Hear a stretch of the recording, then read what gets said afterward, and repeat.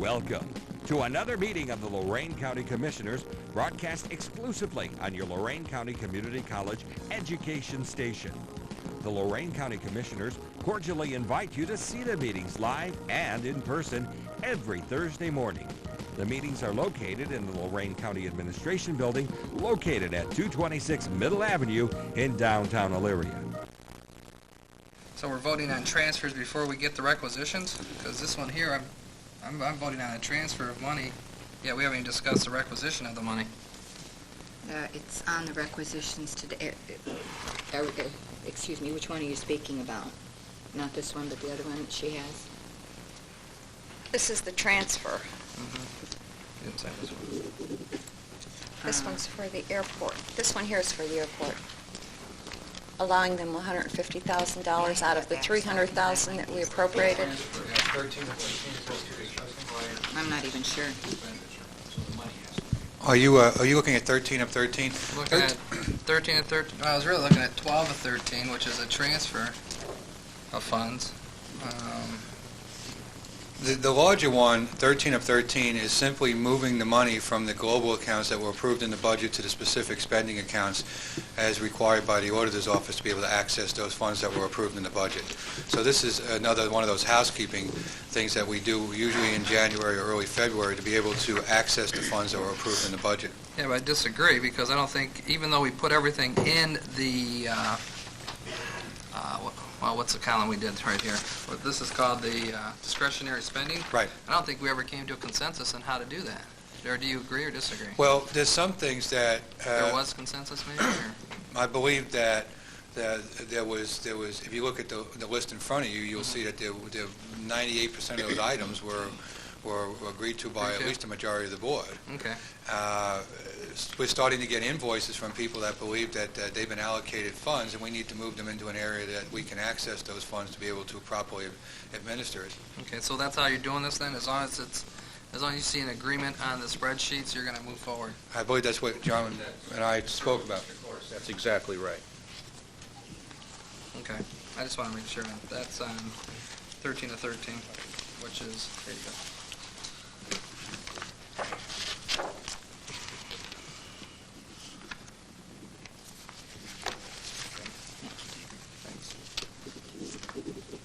I had no other discussion.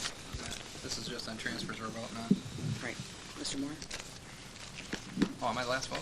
Oh, sorry. That's okay. You want to sign that or no? Well, that's where I wanted to make the exceptions. But Or you you already took the vote voted, though. already? 8 of 13, was that the only one? Yeah. Well, let me see that again, please. That was on transfers. Where's the other? Other On one's top? number 12, right there.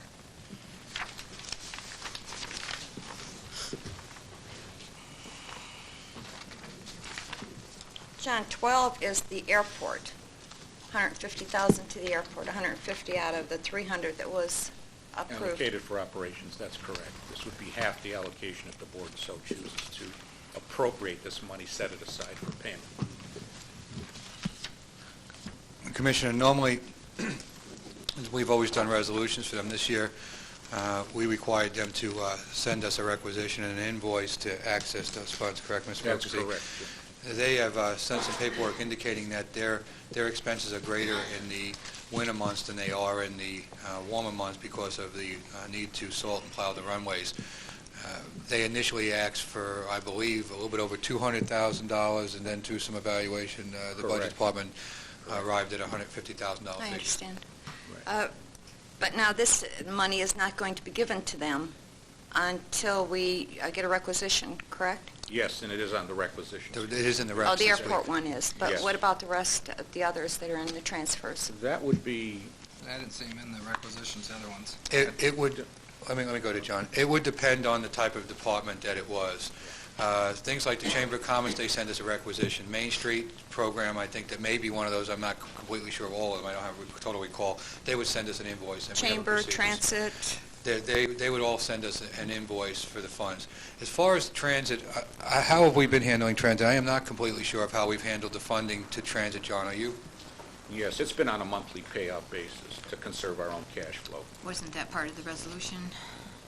And in the past, in past years, it was part of the approval process. When we gave Right. them X number of dollars, we indicated that we paid on a monthly On basis. a monthly basis. Right, They've been agreeable to and we've that adopted also. that as a policy for all payments that don't have justification for bulk payment have gone to a 1/12th allocation in order to maintain the money here for interest rate purposes. Okay, thank you. You're welcome. So we're okay. That's all I had. Okay. Advances and repayments, there was an advance for $247,000 to the CDBG fund. Also move. Second. Discussion. Mrs. Blair? Aye. Mr. Moore? Aye. Mrs. Vacy? Hi. Requisitions. So moved.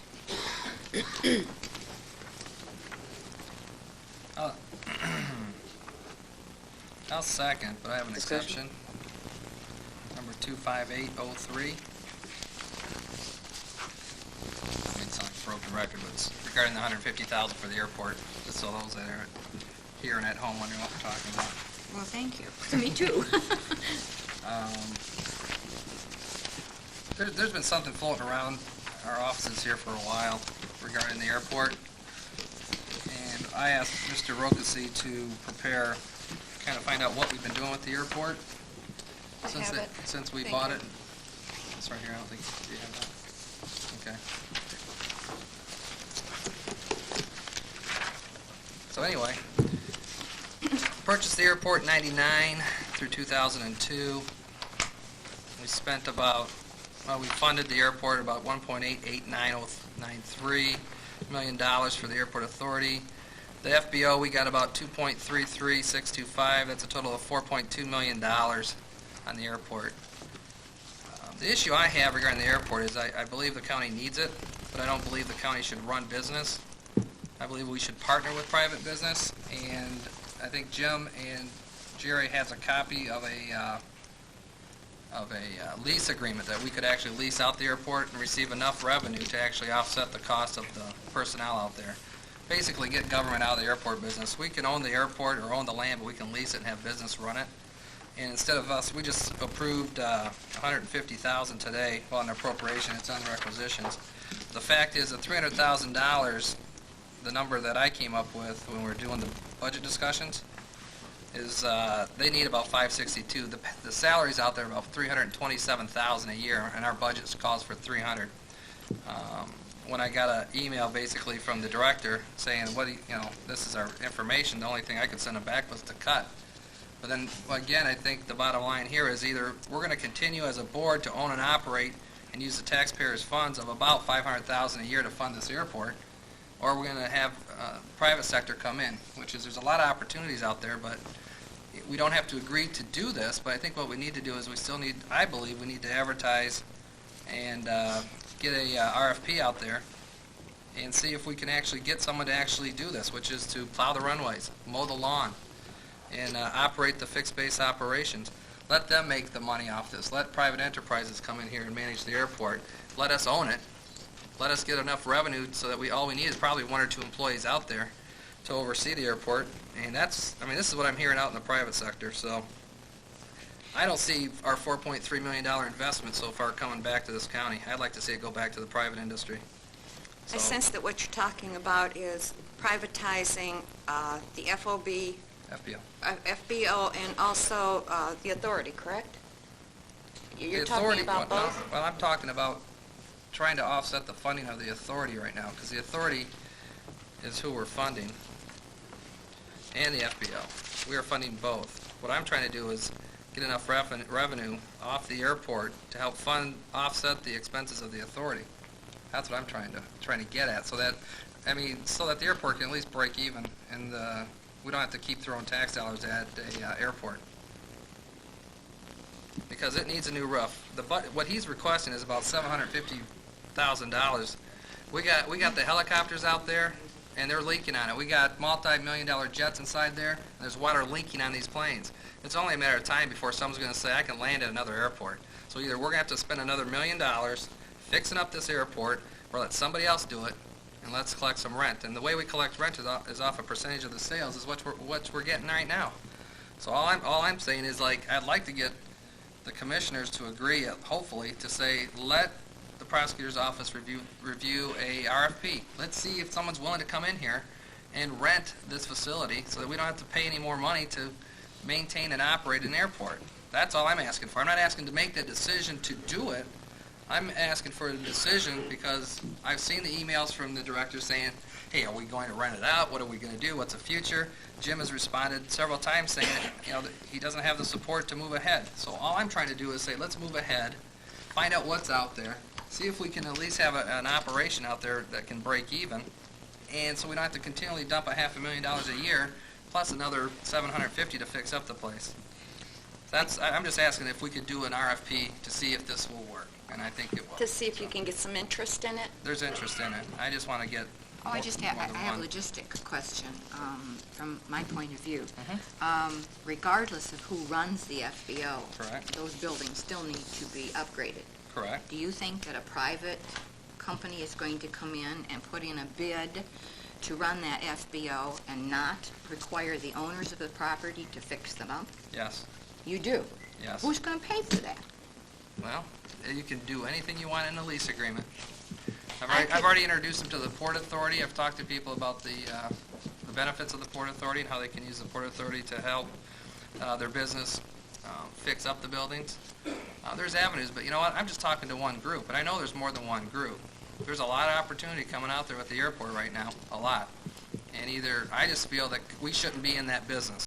That's all I'm saying. I'd like to see someone else come in. So let's just hypothetically say they can't do it. I mean, this is a discussion down the road, but if they say they can't do it, it's not economically feasible for them to do it, we have to fix it up, then fine, we'll fix it up, and we're going to charge you back for fixing it up, and you can pay us monthly our money that it costs us to fix it up. I mean, you can do anything in the deal. The bottom line is, I'm talking just to maybe one. I've heard there's another group, but the bottom line is I would like to at least get an RFP out there that says basically run the airport, mow the lawn, plow it out, basically take over the fixed base operations, do everything. All we need is one employee, maybe two employees out there. And the revenue we'd receive off the percentage of gas sales alone would offset the cost. And my vision from day one is to have an airport that doesn't cost us anything would finally come true. Well, that would You be know? wonderful, Right. but I haven't seen any evidence in the past 12 years since I've been here that in fact is really going to happen. And I am not opposed to discussing it, but I have some serious questions about how we get from where we are now to where you might envision us to be, and in the process. And the bottom line, unless I'm missing something, is that we're still going to be left holding the bag, so to speak, because, well, Like what? fixing those buildings. If we own it, perhaps I'm missing something that you're suggesting. I guess what I'm saying is we own the land. Let somebody else come in and fix up the place. Well, that's nice work if Well, you can there's- get it. Well, I'm okay, just- well, no, if you think that's positive, you think that's doable, then No, let's I do the don't. art- That's my question. Send You haven't given me any indication that I what guess- you're suggesting about where we're here would get us to here by going down this road. But we can't get to I'm from here. Missouri, show me. Okay, I'll show you. Do an RFP and we'll show you. Well, you know. That's all I'm asking is an RFP to well- get people to bid on this project the way we want it, which is to fix up the buildings, maintain the airport, and maintain the staffing. Pretty much get it off our financial backs. I just don't see that happening in the end. That's So you want to that's kill? my- So you want to kill it now? No, No, I just don't that's think my Betty's saying reservation. that. Okay. An RFP, I the only have way a you can couple find it, questions though. too. Okay. Jerry, can we legally do that? There's like 90% federal money in there. Is it possible to privatize without getting the feds involved? Yeah, I believe we can seek proposals, or I'm not exactly sure what the commissioner has in mind, whether we would lease it or hire managers or whatever, but I think those are operations that we could, Okay, and I heard you talk about getting 2 employees. That's all we need is 2 employees, we or whoever the private owner would I think be. we'd still have to maintain a staff, but a small, limited staff. But the money we receive off the percentage of gas sales would go towards that. But if you're leasing the buildings, why would you need any employees? Why wouldn't it be the responsibility of? No, they would take over the staffing that's out there now, and that would be their responsibility. So, Before you Yes, sir. recognize Elizabeth, I just want to go one step further and just for conversation's sake say this. I think we've come full circle, and perhaps I'm not looking at some of the things that you are, so I'm trying to be respectful in my Oh, that's fine. comments, but at the same time, when we purchased the FBO at some point in time, Commissioner Basie and I went to Valparaiso, Indiana to see a similar operation to what the Lorain County Regional Airport operation was. They were similar size to what we were, and that operation was run by a 4-person board, and they were, in fact, I don't want to say making money, but they were paying their own way. And I just think that what you're suggesting we had there before the commissioners bought the FBO. We had somebody privately running that by contract to the Regional Airport Authority Board. Then we purchased the FBO, and then we determined at a point in time that we would contract with the Regional Airport Authority to run it on our behalf. I would need something other than just an RFP to convince me that just by changing the dynamics that it would suddenly become a money-making operation when it hasn't really made any money from the taxpayer, for the taxpayers who, do you know what I'm trying to say? I know, I understand what you're all trying right. to say, but what I'm trying to say is, I'm trying not, I guess I don't want to go there. I would rather prefer to Well, say... maybe you ought to. No, I'm not going Okay, to. I think that- All I see is a pattern here of expenses not going the other way. I see 305 and 99, 494, 542 and 546 and 02. So I see a pattern of tax dollars funding something that should be privatized. We shouldn't be in the business. Now, should we partner? That's what we have to work on, is a partnership that works with business to come in. They should manage it. They should take over. Because you know what? Out of 546,000, 327,000 of it's payroll that the county's paying for people to work out there. Well, maybe they Okay. ought to relook at the way they're doing business then, and I'm speaking about the Regional Airport Authority, and I think we are partners. We're partners with them. But who And- funds the authority? We do. Yes, but I still think we're partners with them. But we're, okay, we're all Okay. partners with ourselves. I'm I think- I'm more okay. worried about the money itself. I'm saying, I think do we that take... that's- Okay, that's all I'm worried about, is And the I money. think that So, that's, no, but okay. that's, and I appreciate that, and that's viable. But I'm logistically interested in how we get from where we are now to where you envision we might be. And I just have concerns about, in fact, proceeding down that road. All right, I Jerry, just- I think you I had, wouldn't say yes or no, I want right, you to, I have right. concerns about going that way. Jerry, I think you had some Well, I just other wanted to input. clarify, the federal funds were used in funding the purchase of the land that the authority owns at this point in time.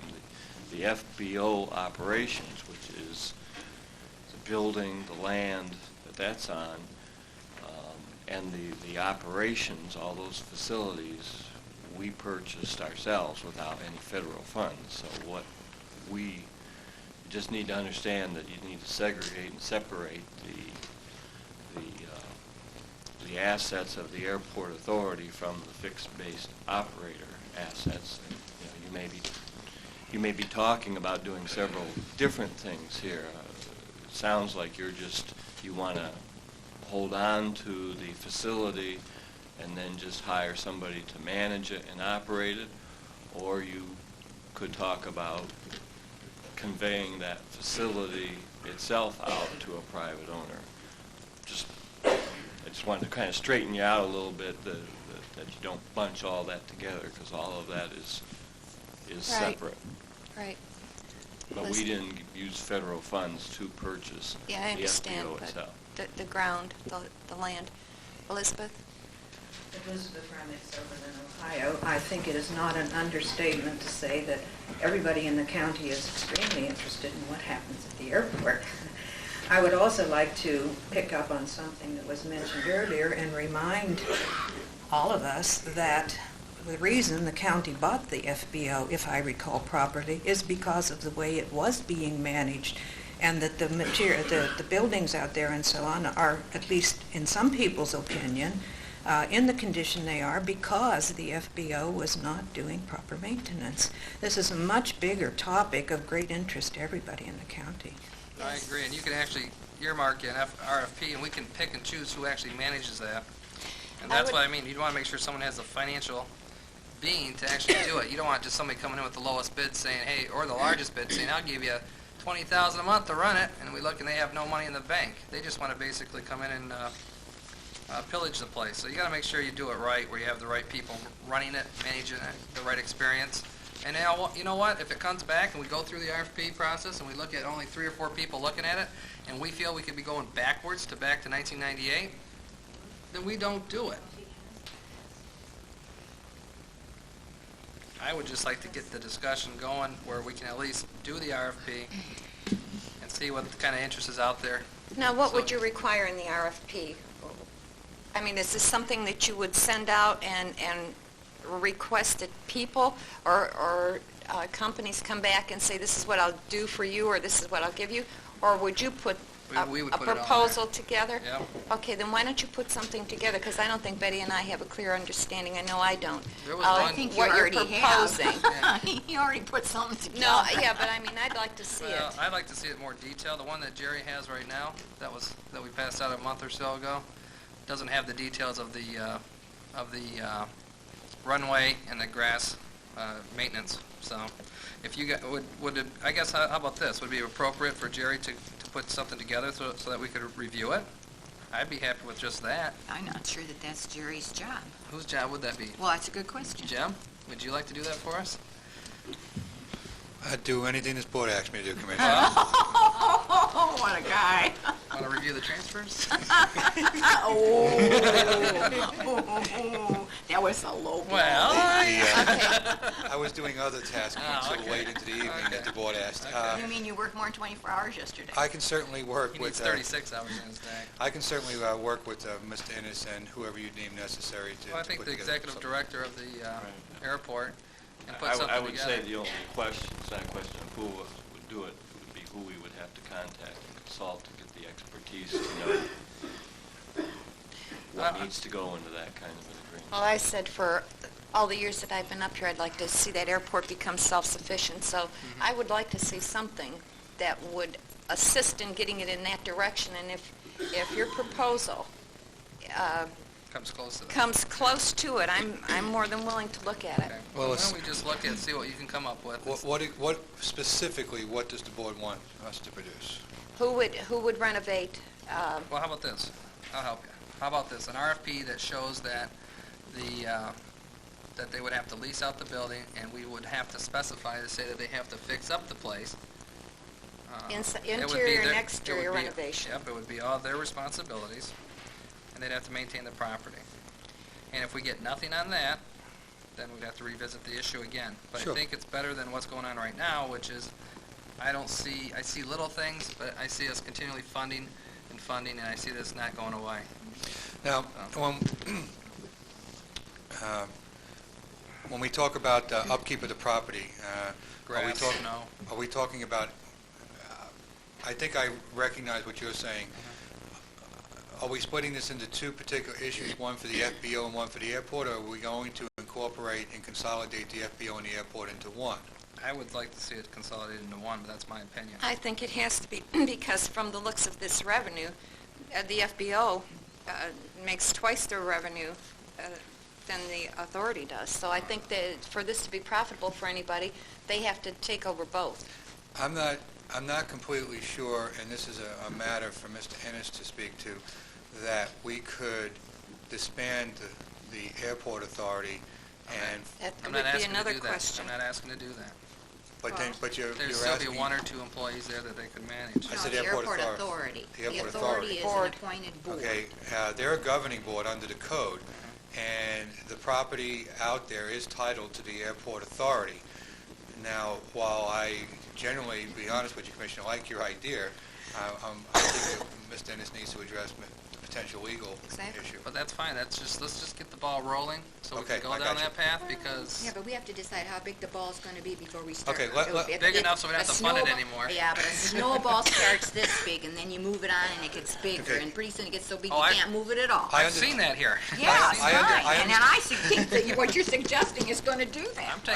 I'm talking about that snowball called money. I like to see it go to nothing. I understand That's all I'm That's talking great, about. but that's all part, it's not just about money. It's a broader issue. No, money might be the bottom line, okay? Okay. I But there are understand. bigger things. I do understand the broader issues here. Let me craft up something with some input from some other folks, and then we will run it by Mr. Innes for the legal implications after we Could you get meet done. with the commissioners one-on-one to make sure that we capture everyone's feelings Yeah. towards that? Yes, sir, I can do that also. Okay. I think that's what we need is the legal aspect of this, the legalities, and also I would like to see a default clause in there. If there's, any problems like we had in the past with the FBO, then, I'd like to have some kind of remedy in place. No, I'm just, Because these people that come in there are going to be putting a lot of money into the place if they do. right. I understand the broad scope here, and we'll capture everybody's concerns, and I'll meet with you individually after Mr. Innes and I resolve some issues and get the RP together. So it'll probably take a week or two, I'm Commissioner. sure. It'll probably take more than a week or Yeah. two. No, Okay. I appreciate it, commissioners. At least we're visiting this issue, so Well, thank you. any Aye. movement's better than no movement. All right, I'd like to move on, please. We need to take a vote then on the requisitions, if there's no other exceptions. Mrs. Blair? Aye, no Mr. exceptions. Mr. Moore? To 258-03. I tell you what, no exceptions now that I'm in a good mood now that at least we're moving forward. I changed that to no exceptions. So. Mrs. Vacy? Aye. Travel expenses. So move. Second. Discussion? Mrs. Vacy? Aye. Mr. Moore? Excuse me, I wanted to vote for you. And my Aye. voice is even getting deeper. Mrs. Blair? Aye. Approving bills for payment. So move. Second. Discussion? Mrs. Vacy? Aye. Mr. Moore? Aye. Mrs. Blair? Aye. Authorize various personnel actions as indicated on the summary for employees within the jurisdiction of Lorain County Commissioners. So Mr. Cortez, excuse me, Madam Chair, are we going to have an executive session to talk about any of the personnel issues, or is that not requested? Because of the early morning CIC meeting, I haven't had that opportunity to either talk to any of the board members concerning the personnel summary sheet. If there isn't a question, I suggest that we reserve voting on that and go into executive session. If there's no question, then we can just approve it. Already saw it, sorry. Normally, if there's some concerns Thursday morning, we talk about it before the meeting. There was a CIC meeting this morning. I have no question. Already said Betty, it. no question. No, You didn't I'm- sign. No, I didn't sign, then go ahead and make a motion. That was my question, whether we needed an executive So moved. session. Second. Any more discussion? Mrs. Vacy? Aye. Mr. Moore? Aye. Mrs. Blair? Aye. Under Commissioners, item number 10, I'd like to advertise for bids on behalf of the Children and Families Council for the following. A, to purchase 9 Real Care School baby packages inclusive on an extended warranty plus shipping and handling for distribution to educational facilities through Lorain County as set forth in the guidelines of the Wellness Block Grant Program. B, the Wellness Block Grant Program production and presentation proposal, video, or other demonstration to residents of Lorain from persons, youth groups, and/or other entities. And C, the broadcasting of public service announcements as set forth in the guidelines of the Wellness Block Grant Program.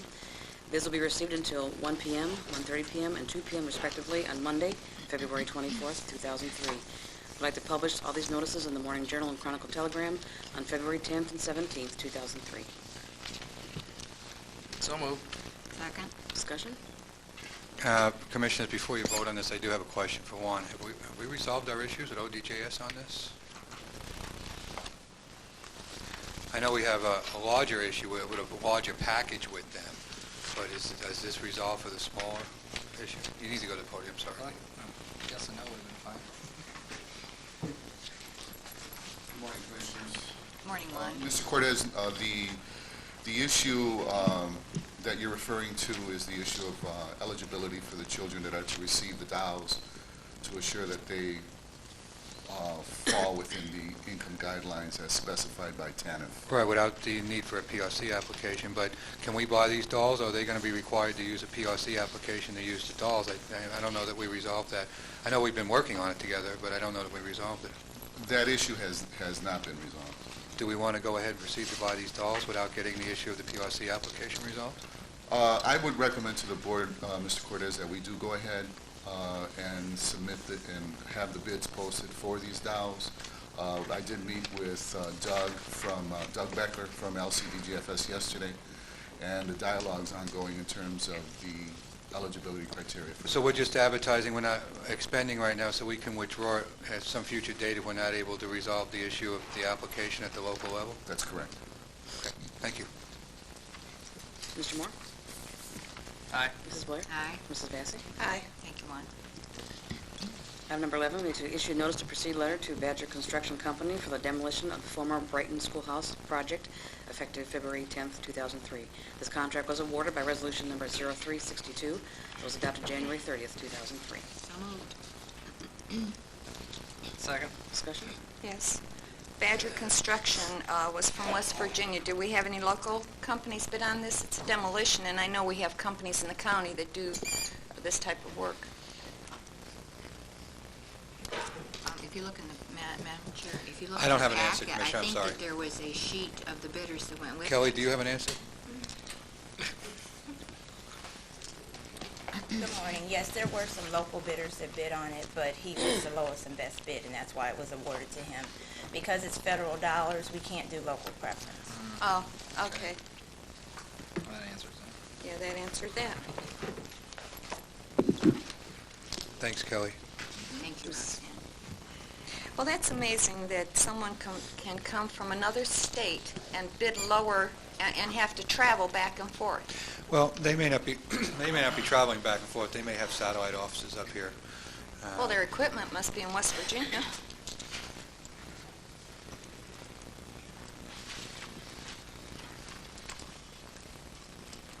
I don't see where's the list of the other companies? It's not here. Do you have the file?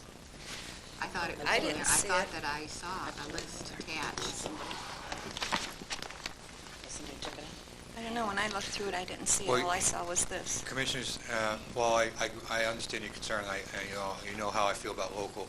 We've already awarded this contract. This is simply a notice to proceed. That's very, very important technicality. Well, it's a small one, but all this says is that all their forms, paperwork, bonds, and stuff have been provided so that they can proceed to the work. When did we award it? I think it says January 30th here.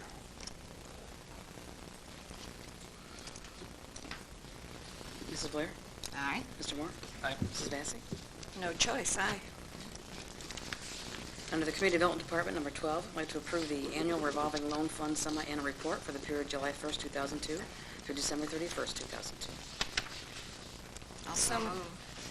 Second. Discussion? Mrs. Blair? Aye. Mrs. Vacy? Aye. Mr. Moore? Aye. Number 13, I'd like to authorize private owner rehabilitation assistance on behalf of Helen Hines in Leary Township through the Lorain County CHIP program. Mrs. Hines is requesting assistance through the Community Development Department for repairs consisting of exterior and interior of the residence, such as roof, plumbing, electrical, etc. This residence tested positive for lead paint, which must be addressed in accordance with the state of Ohio rehabilitation standards. The estimated cost of these repairs is to be $33,729. There's only one bid received for this project in the amount of $35,000 from Dilly Door Company, Incorporated of Defiance, Ohio. The property owner has evaluated this bid and recommends awarding the contract on her behalf. So moved. Second. Discussion?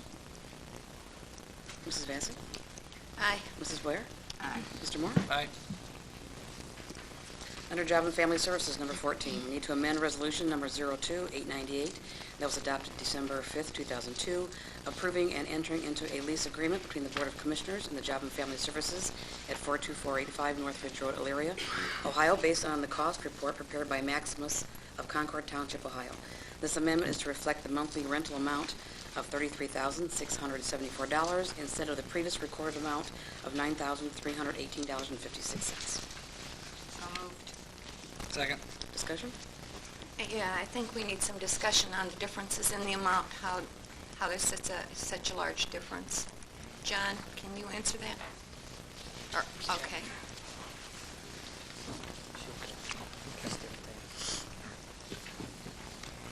Morning, Commissioners. I'm Good morning. Mary Ann Bokolewicz. I'm the purchasing agent for Lorain County Job and Family Services.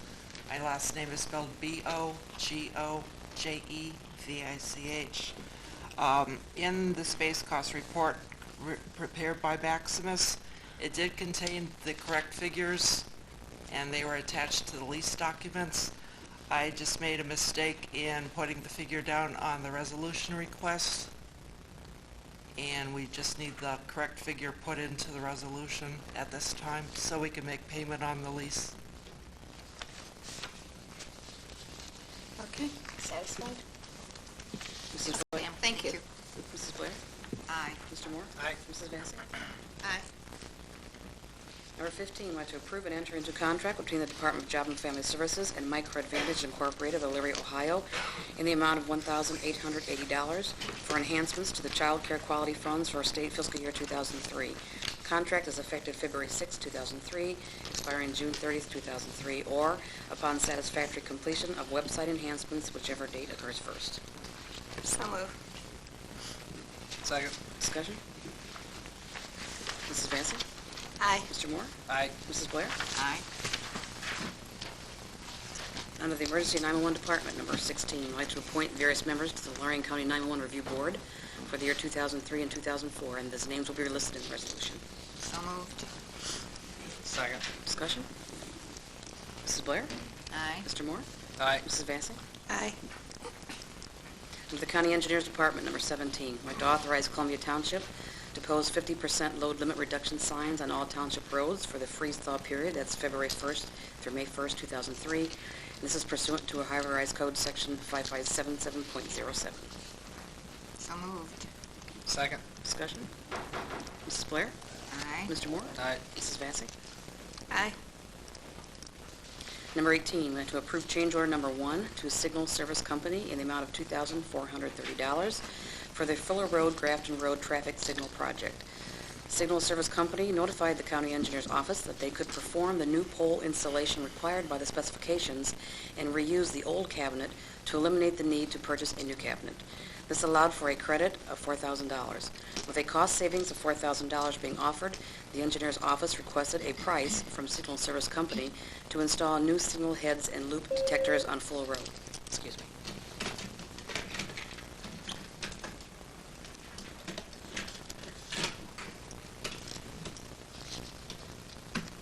These changes will generate a total cost increase to the contract of $2,430.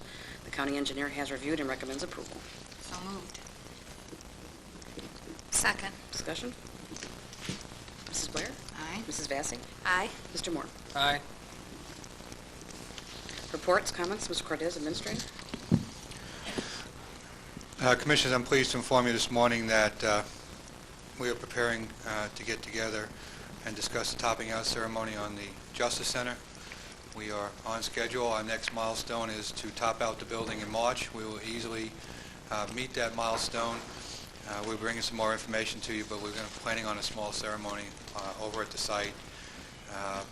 And I would like to work with Ms. Vacy as the president of the board to plan a small event to commemorate that topping out. So we are going to make our next goal. So that's very, in my mind, that's very good progress, and I'm pleased with to be able to report that to you, and we'll have more very soon on that. We also did not have a January walkthrough in the building because of the cold spell that we had. We'll be planning something for later this month so that we can have the board, the sheriff and his folks, and we'll possibly invite the courts and obviously the media to take another walkthrough. There's been quite a substantial amount of work done in the closed-in area of the Justice Center, so it's warming up a bit. It's still not what I would call good weather, but it's warming up where we can make that happen. So we'll be working on that in the next week or two, and we'll coordinate through the president of the board on that issue too. That's all I have this morning. Well, talking about the Justice Center, we had received a letter, I believe, from Domestic Relations, from the judges from the Domestic Relations Department, and they requested a meeting with the commissioners. I'd like to be able to schedule, put them on the schedule. I thought they were here today to talk. Are they here? I don't see anybody. I see 66% of them. Oh, Judge Basinski, too. All right, then they're here to speak today. That's good. I just wanted to make sure that they were allowed to speak. Well, the news is good concerning the Just Center, and we'll bring more back, and I'll work with you, Commissioner, on that. That's all I have for this morning. Thank you. Okay, Assistant County Prosecutor, Mr. Ennis. I don't have a report this morning. Commissioner's report. Commissioner Blair? Thank you, Madam Chair. Just briefly, I wanted to report that the National Resource Assistance Council, which is District 9, 3 counties, Medina, Huron, and Lorain County, we met last Friday and approved for forwarding to the Ohio Public Works Commission an application from the City of Avon for $200 and some thousand, which was the remaining monies we had in our allocation for last year. We have established a deadline for applications for the next round. We are getting about $1.5 million, and March 14th is the deadline for submitting applications for these funds to my office because I'm serving as the chair of this committee. So if anybody needs information on applying for these funds, they can call my administrative assistant, Joyce Parks, who has become pretty knowledgeable about this as we work through the process. And it's really been a pleasure to serve on this committee. It's an 11-person committee, and there's, I think, 3 from each county, so it's a mix. And it's a very good working committee, so I appreciate being able to report on that. And then secondly, the Lorain County Community Alliance meeting is tomorrow Friday, 9 a.m. at the Spitzer Conference Center. Thank you, Madam Chair. Anything else? Okay, well, I want to report, last Friday I attended the Hipaa meeting, and Hipaa stands for the Health Insurance Probability and Accountability Act. It's a privacy act, and I'm thinking that we may need a compliance officer in place for this, and we have to be in full compliance by April the 13th. Jeff, are you working on this? Is your department working on it? Yeah, I mean, at this point, I believe we are in compliance, but we can talk about it more. Okay. I also went to a training prior to the training you had went to, and I know that I think the biggest issue there is confidentiality, and I think Yes. we've pretty well addressed that. Okay, well, they're talking, what they're saying is there is no employee that can give out name, ID, address, any type of social security number, medical information, and actually they shouldn't even talk about it in the hallway, because if it's overheard, then we've got a problem. But I think this is going to affect the Job and Family Services Department even more than it does the county, and maybe even your department one. But Kathy went with me, so she should have that information. That was number one. Second thing is I did have an item on the agenda regarding a peace resolution, and I think we really have to decide what we're going to do with this agenda, because now this is the second week where I've had something on the agenda, and it's been pulled, and I believe personally that everything should be on the agenda and discussed in open meeting. There is something with sunshine regulations that, and I don't believe Robert's Rules allows us as commissioners to telephone in or to say, you know, I don't want this on the agenda, I do want this on the agenda. It has to be done in an open meeting. So I'd like to resolve this issue, and I would never stop one of my colleagues from putting anything on the agenda, because the way I feel, put it on the agenda, let's bring it out here, and let's discuss it. So please let me know what we're doing with that. And I'd like some discussion on that now and clarify it.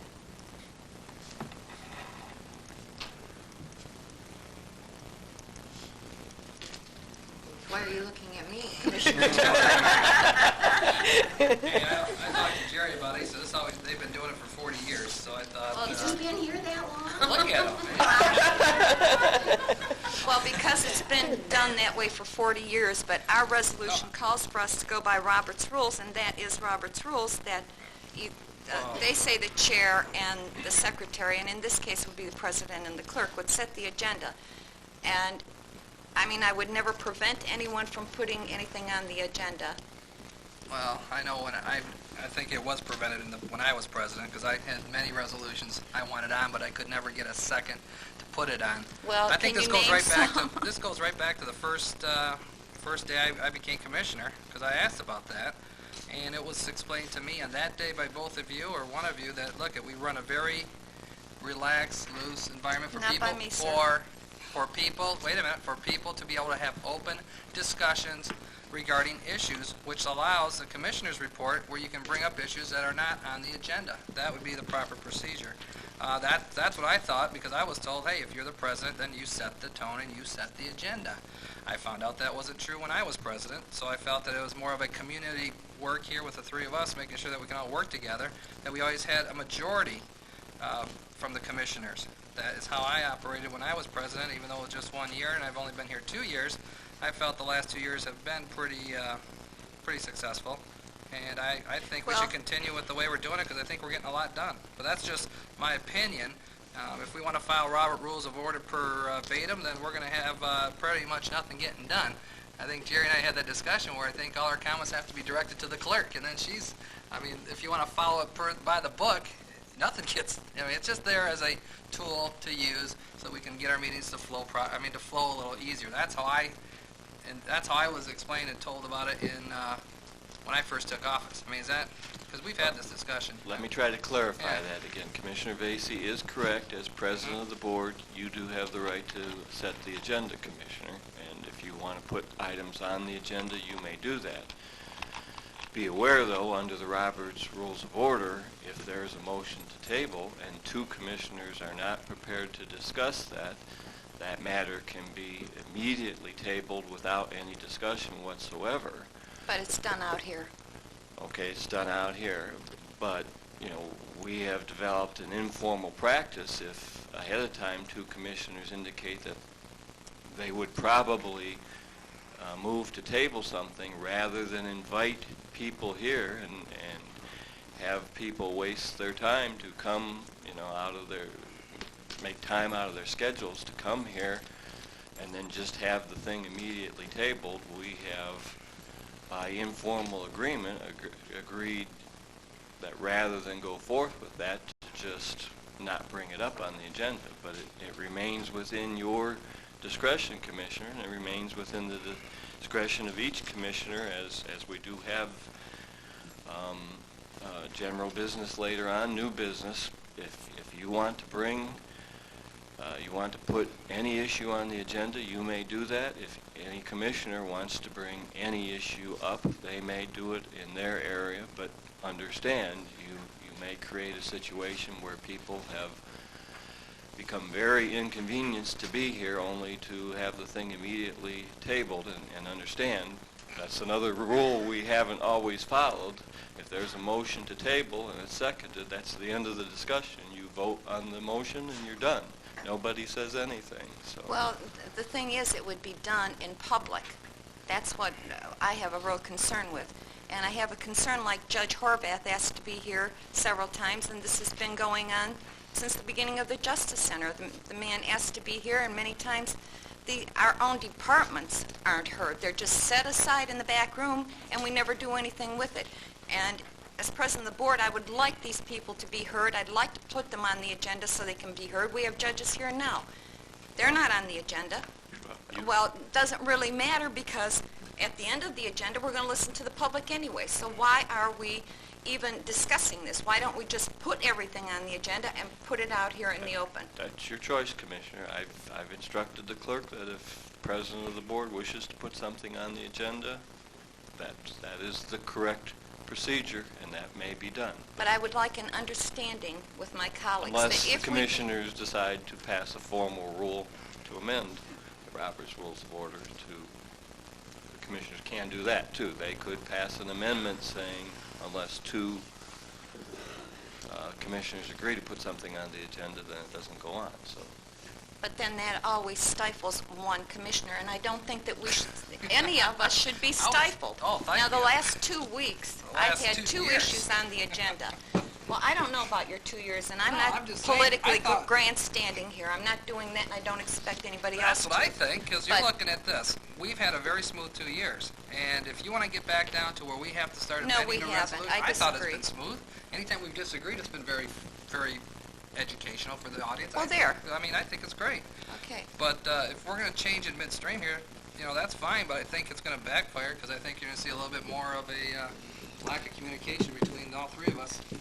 We don't, what do you mean communication? This Out is the here. communication here. This is not the only this is communication, though, Commissioner Vacy. This is just a culmination of a week's work that we present what we have done. Then we're going by the sunshine law again, because I don't believe that any of us No. get together and communicate. No, we don't, and that's not what I said. When Okay? you look at this is how I was trained as the president. We'd router an issue, something to get on the agenda. We'd router it between the three of us. We'd initial it, whether to get on the agenda. That's how it was always presented to me, is how you get things on the agenda. All of a sudden, that's how it was always presented to me, and that's how I finally conformed to do that, Okay. to participate when I was president. So we're saying we can't No, come no, to a no. solution? No, I think we do have a solution. It's the one that's been in practice for years, which is if you want something on the agenda, you get a router, pass it around to make sure all three of us agree to have it on the agenda, or at least And I've a majority, and that's fine. That's how I've seen You've times been when- here 14 years. I mean, isn't that how it's been done? Not always. Okay, well, I've I'm seen just saying. times when there's no signatures on the router too, or one or two signatures, and that gets us nowhere. A majority. One is not a Oh, majority. two, you said. I mean, Sometimes there's only one, and it never gets anywhere. So what is the solution? I very strongly feel that everything should be put on the agenda and discussed openly. And if you want to table it out here. But at least get it on the agenda and bring it before the public so that we all are satisfied that our issue was presented. It's just like last week, or the week before, when I wanted to present the solid waste issue. You said put it in writing. Here you are with an airport issue.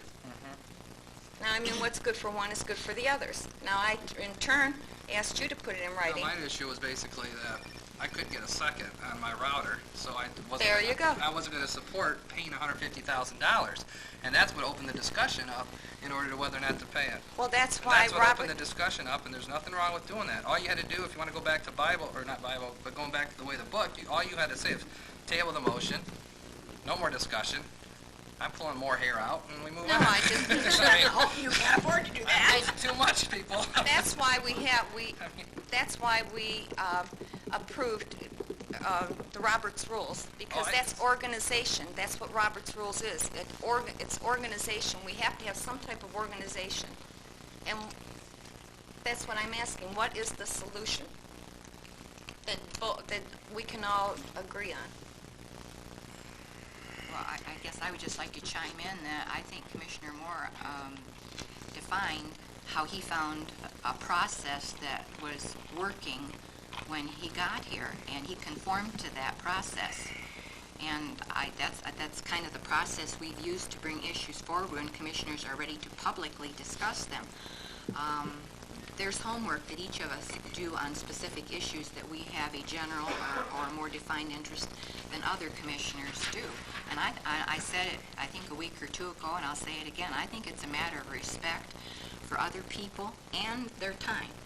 And while I would like each of you to be interested in the projects that I work on, I can provide you information, and when you're ready to discuss it, we will. If I don't get buy-in from either one of you, then I'm beating a dead horse. So I guess that I'm satisfied with the procedure that we had in the past, and I understand what you're saying, and I respect that. But I think that we already have a working process, and I'll add this. The router, I see that as defining how this board would act in addition to Robert's Rules of Order. So I thought that we had already, if not formally, informally defined a process of how we were going to do business, and it has worked. And I'm sorry that you feel that you were stifled, but you are not the only one, okay? I can remember, it's probably been a year or so, but I remember, and I just want to bring this forward because sometimes we forget. I have been very active with the Lorain County Community Alliance. Commissioner Vacy has a different opinion about that, and I respect the fact that she has a different opinion. When Rebecca Gray was kind of new in the position of administrative coordinator, I asked that she be put on the agenda to give a report to the commissioners about what the alliance was doing. And I didn't get a second for that. So when it came my time to report, Rebecca was here, and I asked for the indulgence of the chair to give her a minute to speak, and she did. But I lived with it, and life went on. So Was that done in public? At this meeting, Madam Chair. Okay, that's all I'm asking. That's But I think you've Again, missed it my was done point. here in public. But you've missed my point, and I think it's about how we do business, and each of us views the way we do business a little differently. While some of the things I do are not done in this public room, I talk to public people all the time when we go to fundraisers, when we're out at the grocery store, no matter at the Y, no matter where we go, we have opportunity to talk to the public. That's not the And- issue, please. Excuse me, if I may, Madam Chair. Yeah, go ahead. The issue is, what is this commissioners' meeting for? And I believe that this is the meeting for the public to see how we make decisions. This is not the public's meeting, this is the commissioners' meeting. And the public has the right to hear us discuss issues and view how we make decisions. But I have a little different view than you do on that, and that's my opinion. And if it's not on the agenda, the public will never know. Sir? The You've been public will never standing know there. what, Madam Chair? Excuse me. No, I have a question of you. You said the public will never know. I would like you to conclude that the public If will it never know doesn't get what. on the agenda to be discussed, it will never be brought in public. It will never be brought to this meeting. That's probably accurate. Well, this is the public meeting. I'm not going to discuss this any further. It's obvious to me that it's not going anyplace. Sir? Yes, I've come here and some others have come here in order to speak to Commissioner Vasey's resolution concerning the pending Iraqi conflict. I cannot think of anything that is more to the point of this meeting and every meeting that is taking place in the United States today. I cannot think of anything that would have a greater effect upon all the citizens of Lorain County than the United States going to war prior to a United Nations resolution with Iraq. I therefore have come here to support Commissioner Vasey's proposal for a resolution calling for a peaceful solution to our problems in Iraq. Just this past Monday, and I have with me the resolution passed by the City Council of Oberlin, opposing any unilateral action by the United States in Iraq. I supported that. I support it wholeheartedly. Municipalities and localities throughout the United States are passing similar resolutions. And I think it is within your purview. It is within your responsibility. Indeed, it is your responsibility to be heard on this issue that will affect all the citizens of Lorain County. I commend Commissioner Vasey for insisting that it be brought before your attention and discussed at this meeting. And I'm using my right as a citizen of these United States and a resident of Lorain County and a very active member of the Lorain County political community Sir, would to you urge that you act on this issue. Thank you very much for your... Sir, would you please give your name and spell it for the media's sake? Yes, my name is Marvin L. Michael K. I live at 98 Kendall Drive in Oberlin, Ohio, and my telephone number is 774-2099. No anonymity here, I assure you. Okay, I was going to bring that issue up under new business. I had it on the agenda, it was removed, so I thought I'd bring it back up under new business. But we have a 10:30 scheduled hearing this morning, so if you'll be patient, we'll have this hearing, and then we'll proceed with the meeting. Thank you very much. This is the first of two public hearings on the fiscal year 2003 Community Development Block Grant Formula application. My name is Kelly Glenn. I'm the Assistant Director for Lorain County Community Development. Glenn is Glenn. And Yvonne is passing out my public hearing agenda, I guess I could call it. And then I need everyone that's in the room to please sign in, please. And I'll just go ahead and get started.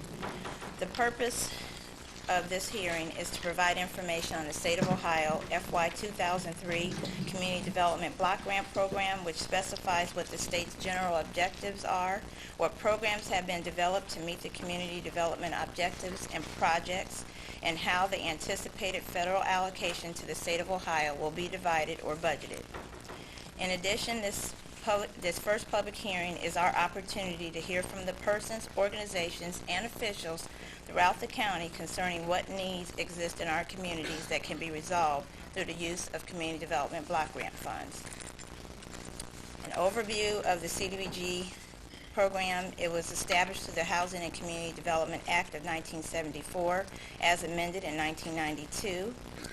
Also through the HUD entitlement state small city Cdbg allocations to states.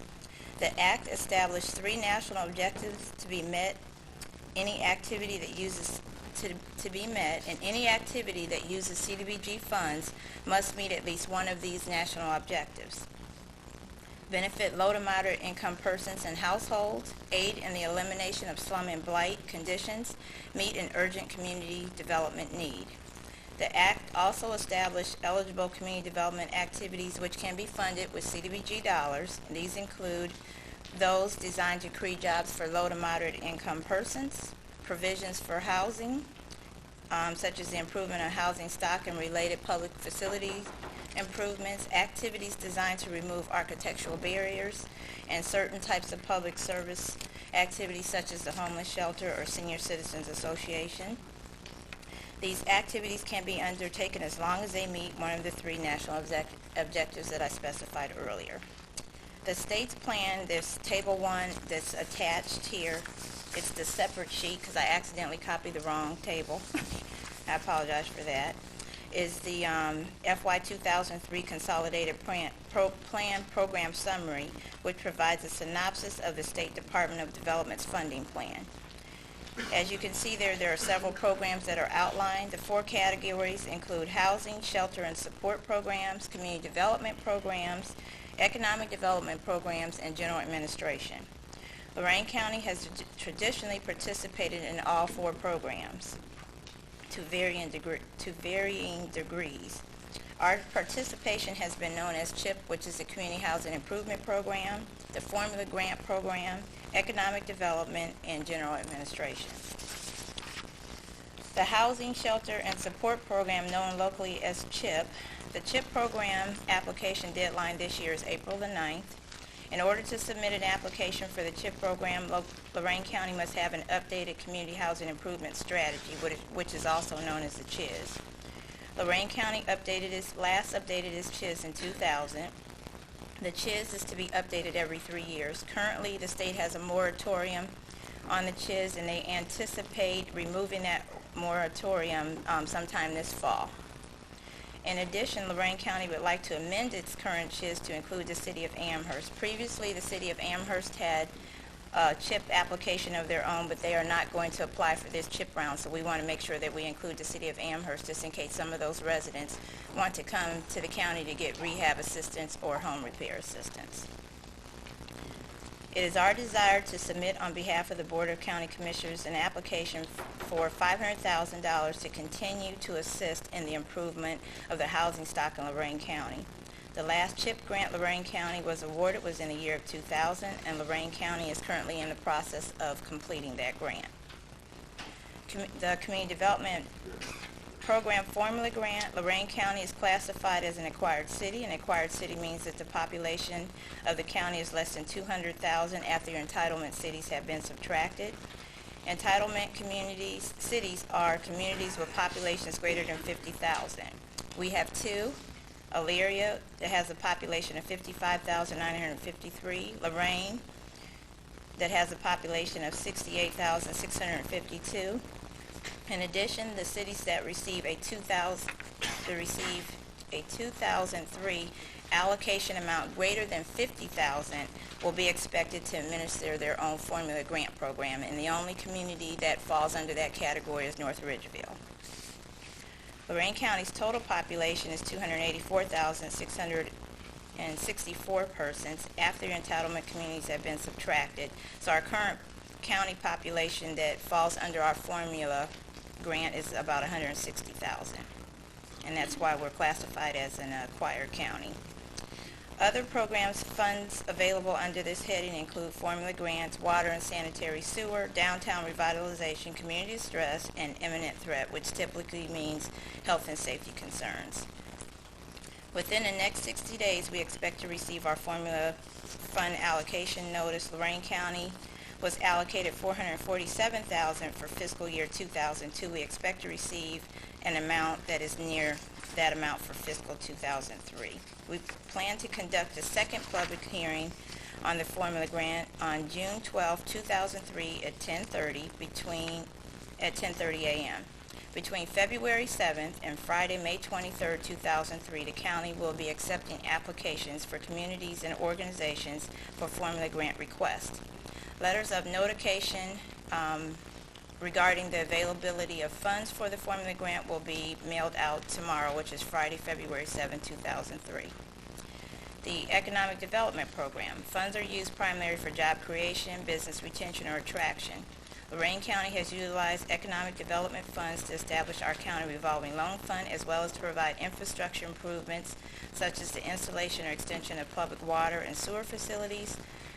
Funds have been used to assist in the acquisition of buildings and equipment, and funds have also been made available for the creation of the Lorain County's microloan program. Administration, CDBG funds can be used to operate fair housing, general admin, and planning efforts, and usually 15% of the county's formula allocation can be used for administrative costs. As an example, in fiscal 2002, the county is retaining $66,100 for the administration of that grant. In conclusion, the state of Ohio provides annually a consolidated plan. The current plan was released on July 1st, 2002, and will expire June 30th of 2003. And I've also attached the FY 2003 consolidated plan summary and the old one for 2002, just so you can do a comparison. Because if you look on there, you'll see that there was overall in FY 2002, there was $94,138,000. For FY03, there will be $88,865,000 available, which is about a cut of about $5.2 million. In addition, the state prepared a state consolidated strategic plan for fiscal years. It goes from fiscal years 2000 to 2003, so they're currently in the process of doing a new strategic plan. And if anyone's interested in a copy of that, that's available in the Community Development Department's office. Are there any questions? Anyone have any questions or would like to address the issue? Okay, thank you. Do you need action by the board on any of this? I just need them to approve the public hearing, and I'll get a resolution. That's it. Okay. I'll move. Oh, go ahead. I'll second. Mrs. Vacy? Aye. Mrs. Blair? Aye. Mr. Moore? Aye. Okay, we're still under the commissioners' reports. I have nothing else. Old business? Old business? I have none. No? New business? Yes. Go ahead. Commissioner I Blair? have none. Commissioner Moore? Okay, then I would like to bring up the issue of, I think there was, the newspaper portrayed the resolution. It's actually a peace resolution and not an anti-war resolution. And being that the peace resolution that was removed from the agenda Wednesday afternoon was still on board business when the draft agenda was presented, I don't believe that my colleagues took the opportunity to review the peace resolution before making a decision to remove it from the agenda. Therefore, I would ask the clerk to read the resolution and that a vote be taken to either support or not support the resolution that basically is fully and actively supporting our young men and women in the armed forces, in peace or in war, and voicing concern of going to war against Iraq unless evidence is shown the United States is at risk due to weapons of mass destruction, and intensively seek a peace resolution of our differences within the framework of the United Nations. Madam Clerk, would you please read that? Do you have it? Whereas we all want a safe world, and whereas we fully and actively support our young men and women in the armed forces, in peace or at war, at home or overseas, be it at sea, on the ground, or in the air. These are our sons and daughters, and we honor their commitment to our nation's safety and security. And whereas the United Nations and all but one country on earth have voiced concern about the United States going to war against Iraq while continuing a separate war on terrorism.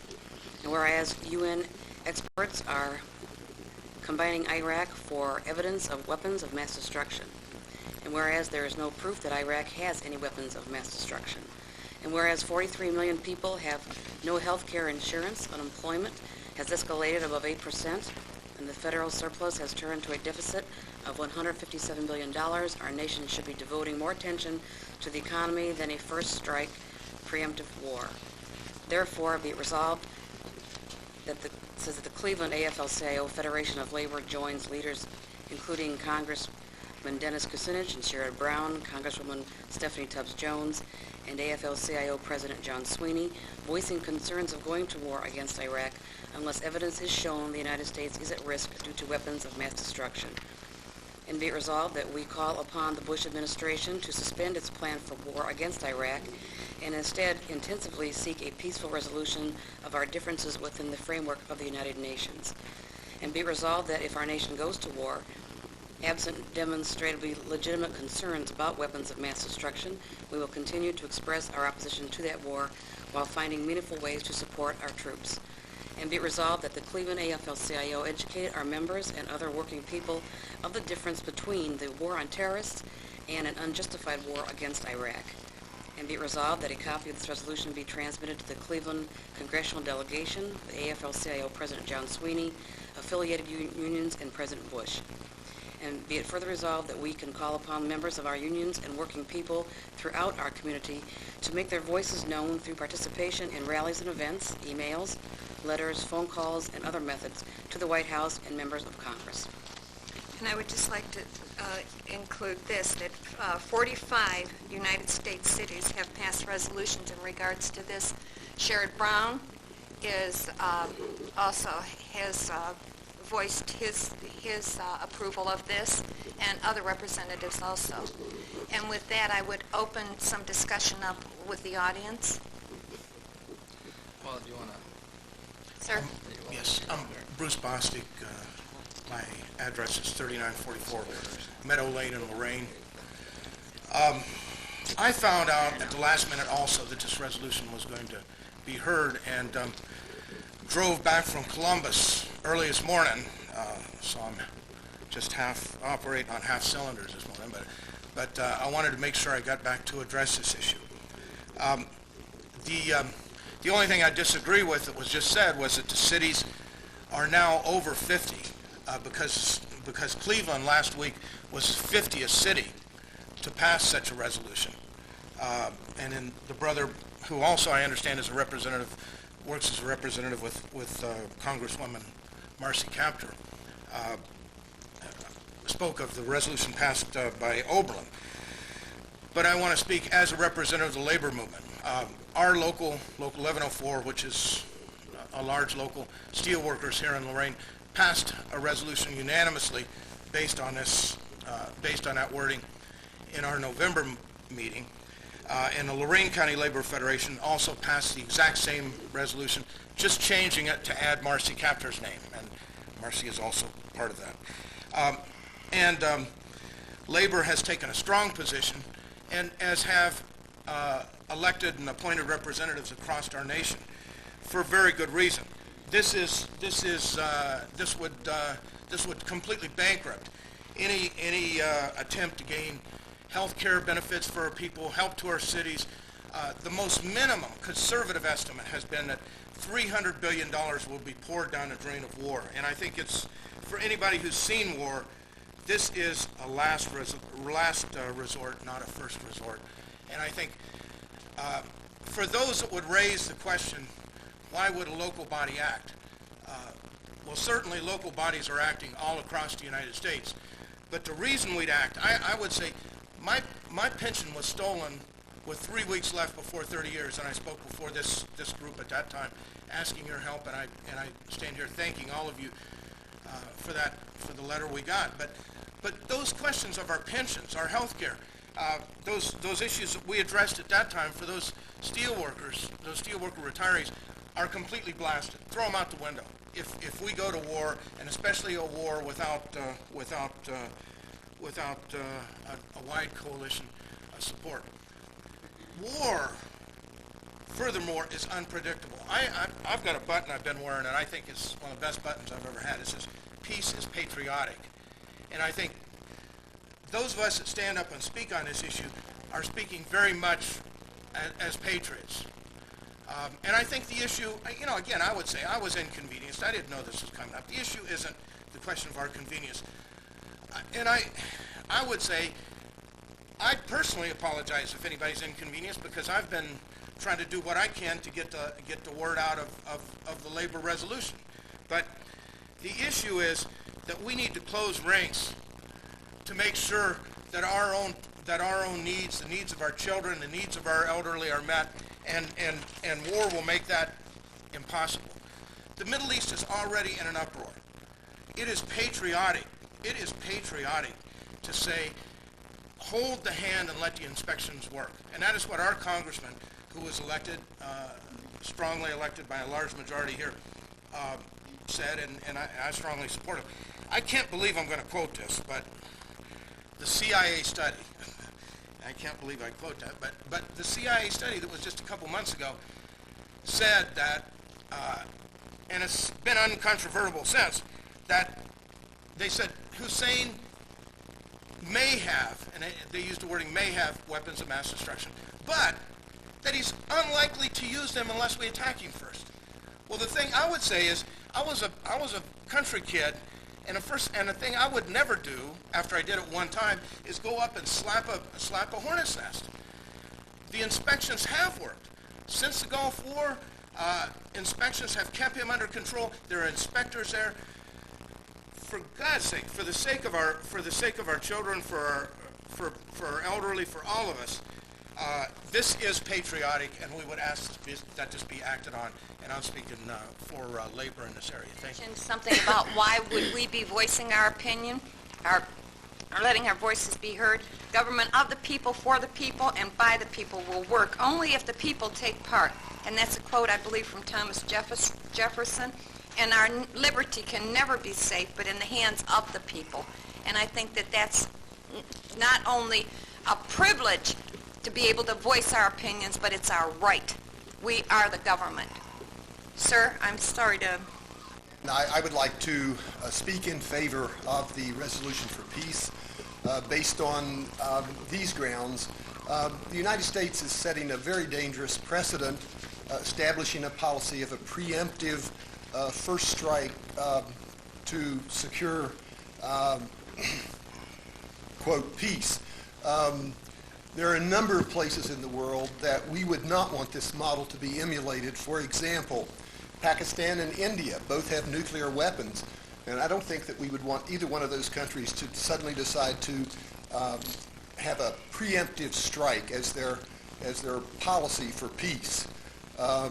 China and Taiwan, North Korea and South Korea. And so I think we need to make a statement to the government to make them think about what they're doing in this preemptive, this policy of a preemptive strike. Thank you. Ron Schwackenwald, S-C-H-W-A-C-H-E-N-W-A-L-D, Colonel, United States Army, retired. I've served this country for 34 years and still do in the capacity of state president for the Association of the U.S. Army. And I think we should all be admonished as far as what we're doing and how we do it and how well we support our soldiers and sailors. I've had the opportunity to serve with probably 40, 50,000 people in that 34 years, of which I've had the inopportunity to serve some into battle, and I've actually lost some people. I think the most outstanding comment I heard of all that 34 years is one individual soldier that died in my arms, and he said, "I'm sorry I failed you." So I want to bring it home and make it very personal as far as everybody's concerned. It has a lot to do with our country. It has a lot to do with our nation as far as how good we are and how we're perceived around the world. I believe that all the diplomatic issues have to be exhausted. I believe our government is on that path, and I think the issues that are in front of them are gigantic as far as resolving not just there, but the 97 other communities around the world that we have soldiers, sailors deployed today currently in the world. So those channels, what happens is, if, of course, I guess in political science, when everything else fails, the diplomatic channels fails, personalities end up causing wars, not countries. And thank you. Thank you. Doug Johnson, Oberlin, Ohio. The Constitution of the United States says that it's the power of the Congress to declare war. I think we have to remind ourselves of that. Thank you.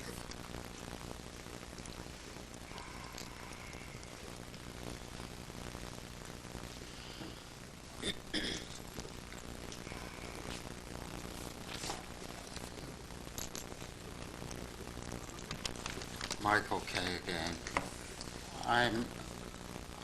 I would just like to mention that every one of the representatives from this entire area, from Marcy Kaptur through Sherrod Brown, through Dennis Kucinich, through Harriet Tubbs Jones, through Representative LaTourette, and so on, are all supporting a peaceful solution to the Iraqi question and calling for the United States to abide by a United Nations Security Council resolution of the problem. I am Marcy Kaptur's Lorain County 9th District Coordinator. And I know very, very well indeed how Marcy feels on this issue, and it is very strongly. A delegation of 27 persons from Oberlin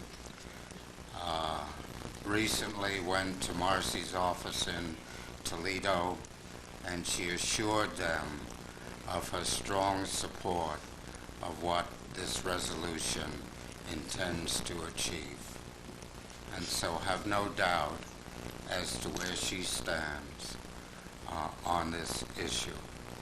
I just wanted to make that clear to this assemblage now. I urge that such a resolution be passed and that you become one of the many, many local agencies of government to pass such a resolution. I do believe that your constituents in Lorain County will thank you in the future for such a stand. Thank you very much. Are we Thank done you. with public speaking on this? Because I Is can't. there anyone else that I don't know would how like much to longer I speak? can handle this.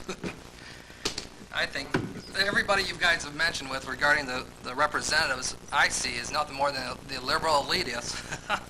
This is nothing but propaganda and should not be here in Lorain County politics. That is why I took the stand that I did. I don't think this is the appropriate forum. I don't think this is appropriate at all. This is what our enemies want, us to be divided. They don't, I mean, this is, this should not be done here. You want peace? It's through force and unity, not through division. And I just think this is nothing more than propaganda. 76% of the people agree with not only the president, but Powell and Congress and Senate. There's just a small minority in the Congress that disagree and using this for their own political agenda. This should not be a political fight here in Lorain County. being done. We should not be participating in foreign policy. I agree, we should be working on health care. We should be working on our own issues here. But this is a debate that we shouldn't be wasting the taxpayers' money here in Lorain County. I have yet, other than, Oberlin, 50 cities, that's nothing. There's 88 counties. And each county has hundreds of cities. Some of them maybe not so much, but you're talking 50 states. 50 cities agreeing to this, nothing more than propaganda. And I'm just frustrated that we're wasting county taxpayers' dollars on something that the citizens of Lorain County are not supporting. I disagree with you. Well, I disagree with you. We are the government. The people are the government. They're our voices and their representatives. This is pretty much up to you now. Okay, I want everybody to be heard. Please. Well, I go asked to if the- anybody else is going to speak, and nobody else said. She's there. I We're gonna raised be my here all hand. day long. I'm sorry, I raised my that's no hand. You problem. didn't see. And I will only take a very few moments, only because I think that a discussion like this need not end up with such a divisive sense. Thank you for the opportunity. My name is Sharon Kleppel. I'm the director of the Catholic Action Commission. And unfortunately, I think the resolution came forward very quickly without enough time for a review, and I acknowledge that as well. But at the same time, I think it is an opportunity for us to say something as people of peace. Our own Pope has said, quote, "No to war. War is not always inevitable. It is always a defeat for humanity." And I think that more than likely that is in fact what we are talking about. We're really talking about peace and how to eliminate war from our probabilities. Certainly as a country we need to be the most concerned not how successful we are at war, but in developing peace. And peace can only be brought through justice. So I urge you to lend your voice of caution. And that's how I think I perceive these resolutions that are going across the country. Not everybody has all the answers. I think everyone will readily admit that. But certainly the voice of caution as we move ever closer to discussing war, that we take into account all the inevitable trauma and tragedy that comes from war, and that we proceed cautiously.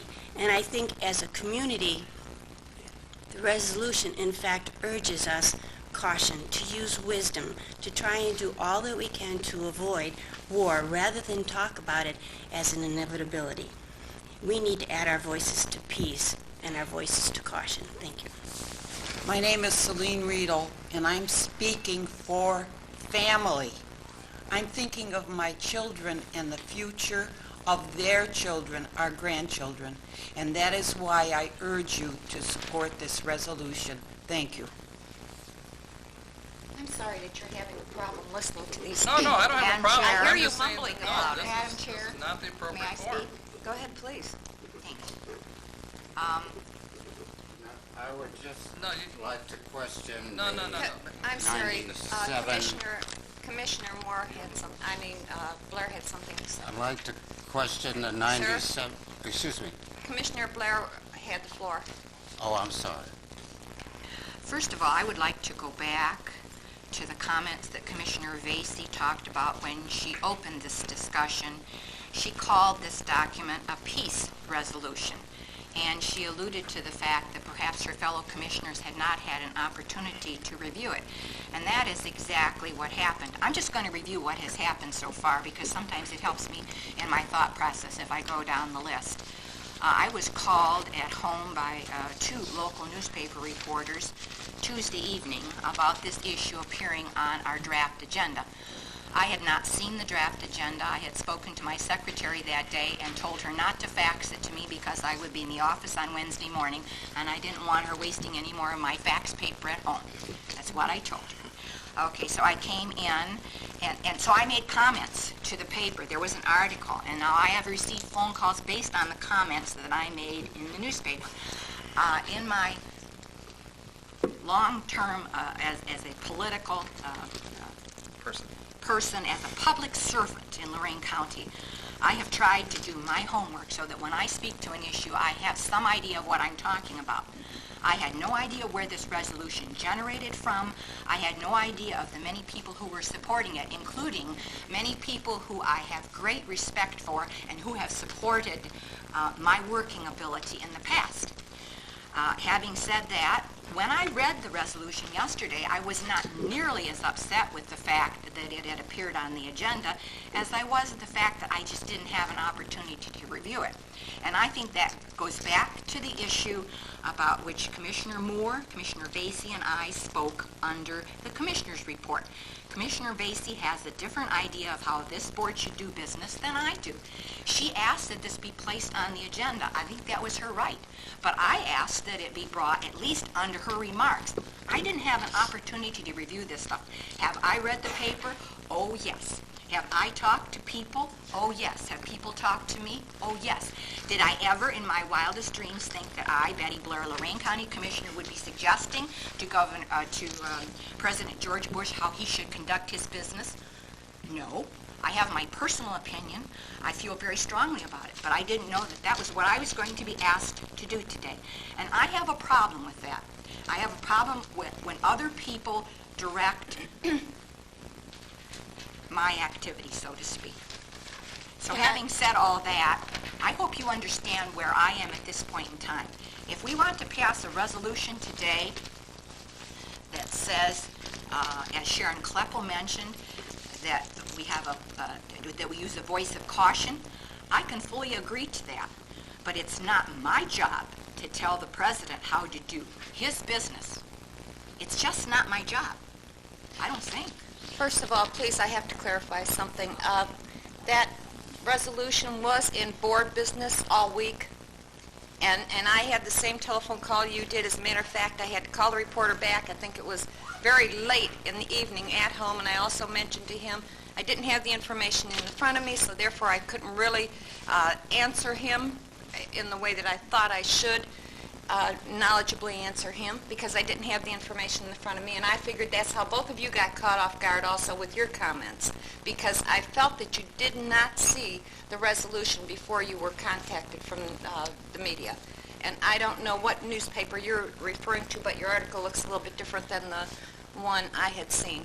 But that's where I stand. That was in the board business. So I'm sorry that you did not see it, but it was there for your view.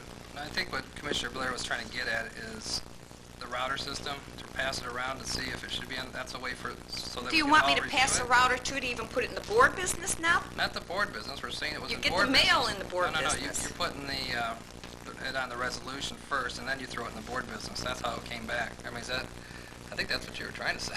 Right, Well, I think that's what I was trying to say. I didn't look at board business until Wednesday, all right? Okay, that's another issue. Please, let's get on with this issue. Sir? Yes, I would like to just address a few remarks that were made by Commissioner Moore, where he talked about 3% of the American people opposing the policies of the current administration. God knows where he came up with that 3%. I'm trying to find out where you came up with it. I never said 3% either. The latest figures that I have seen suggest that about 60% of the American people are in favor of awaiting a United Nations Security Council resolution, and that's more to the point. That's more to the point of what we're talking about here. We are not presenting, I won't even grace the idea of propaganda. Everybody presents a viewpoint. The gentleman, Commissioner Moore, presented a viewpoint. I won't call it propaganda, but whatever the case, we all present our views and let them be respected without derogatory remarks being made about them. We are here today presenting our view, and with all due respect, Commissioner Blair, it is your responsibility to comment on President Bush's foreign policy.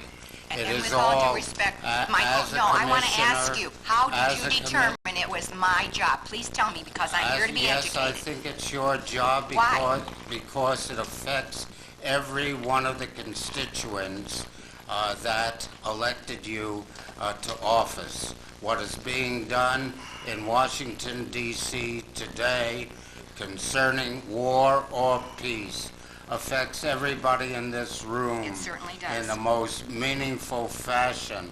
Therefore, it is our responsibility to discuss it, and discuss it in this room. And I urge that this resolution, ladies and gentlemen, be passed. I urge it to you passionately. I have not spent 30 years in the armed services, but when I was 17, during World War II, I did join the Marine Corps. And I was fortunate that the war ended while I was in training to evade Japan. So I never was involved in battle. But we all have a history. I desperately loved my country. I was patriotic. I very much felt that that was a just war. I don't feel this is a just war. I oppose it. I want a peaceful solution. I don't want to see our troops destroyed, and I don't want to see untold numbers of Iraqi citizens killed. And so I urge that you in this room, as commissioners, abide by your responsibility and pass this resolution. I very respectfully request this of you. Thank you very much. I'm sorry to take up your time. Just one further comment, just very briefly. I would also concur that I think it's our responsibility, and I'm not even going to address the what I consider slanders of our position, but I do think that if I was in a position to do so, I think we ought to be very flexible in how we present this.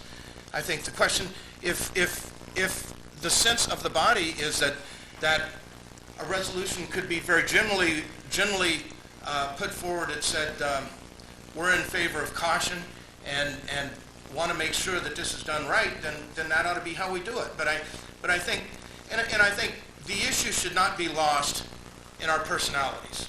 And I think sometimes we get into, well, did you give it to me at this time or didn't I? And I think that's not the issue. And I think, and when I spoke with Commissioner Blair this morning, I had rushed back from Columbus, and I said, I'd take responsibility if that's the case, because I've faxed some of this around.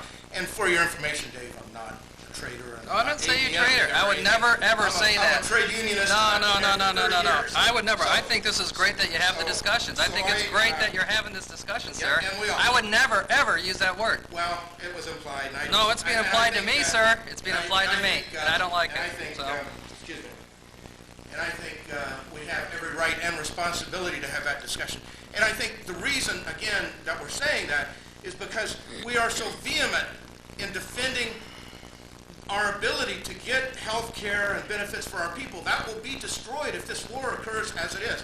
And so whatever wording takes place, I think the wording or how it gets done is far secondary to the fact that we express our opinions. And I think I would urge, certainly at least the commissioners that labor work for, to do so, because we work very strongly for some of the commissioners, and I would urge that in a friendly and cooperative way. So if we could get that done, I hope we could. Thank you. Robert Cashelario. Listening as I have to what I have heard is in a way a very good thing. If only we could get more people to these meetings. Many, many more, not just an elite group. The problem we have right now, to one point, is that the elite, where the elite meet to eat, the elite are exempt from the battlefront. I think that is the main problem. As far as the people who have lost their health benefits, take a look at the VA. It was in the Plain Dealer last week that the VA benefits have been cut. These people have already served. They're not about to join in battle at their old age.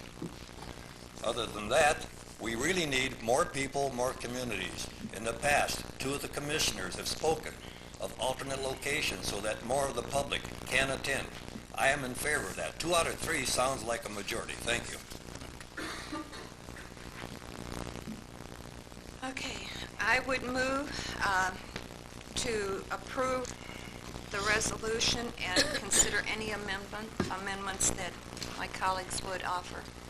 Madam Chair, I would be interested in the concept that Bruce Bostwick brought forward and the voice of caution that Sharon Kleppel suggested. If they could put something together rather than parroting what appears from other people in a simple form, I would certainly be willing to consider it. I'm not ready to vote on it in this form today. Would you be willing to put something together, or else I'll be happy to do it myself if you can't do it? You'll do it, Bruce? I'd be more than happy to cooperate if in anything that would aid this body. If it aids you, aids you all, I'd be glad to. Mike, you will help? Yes, I believe I asked Sharon Kleppel as well. Sharon? Sharon, I have no ego on this thing at all. Okay.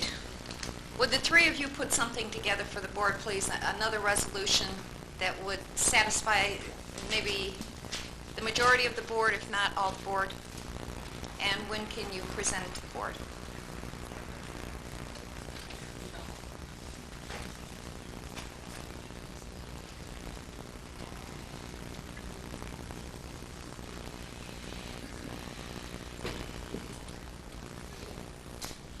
When would you want it? Could you have it by the next meeting, next Thursday? Certainly. Yes. Okay, thank you.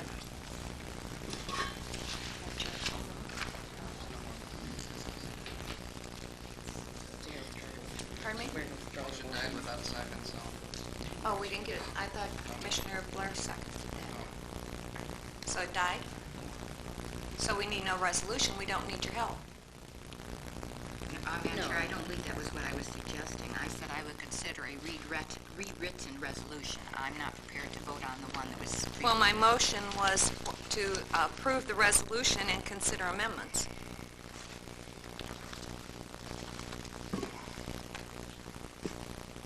Okay, we'll just still, would you please have the resolution here next week, and then we'll see what the board wants to do. Okay, thank you. Anyone else here? I believe the judge is here, or would you like to address the board? I move to waive the board correspondence. I'll second. Oh, I'm sorry, we were under, go ahead. Just motion to waive board correspondence. You can come on up. Where's the judges at? Second. Mr. Moore? Aye. Mrs. Vacy? Aye. Mrs. Blair? Aye. Now we're in open. I think Okay. Susan's here. Judge Lilly, did you want to address the board?